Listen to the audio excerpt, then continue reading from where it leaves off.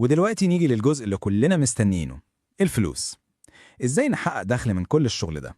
في طريقين مختلفين تماما لتحقيق الربح على يوتيوب، ولازم نعرف الفرق بينهم كويس. الطريق الأول هو إننا نعتمد على أدوات يوتيوب نفسه زي الإعلانات والسوبر ثانكس. دي طريقة كويسة كبداية، لكن الطريق التاني وده الأقوى والأكثر ربحية هو تحقيق الدخل المباشر. يعني بنعمل بيزنس خاص بينا زي الكورسات المدفوعة وبنحتفظ بكل الأرباح. والرسم البياني ده بيلخص كل حاجة. بص الفرق عامل إزاي؟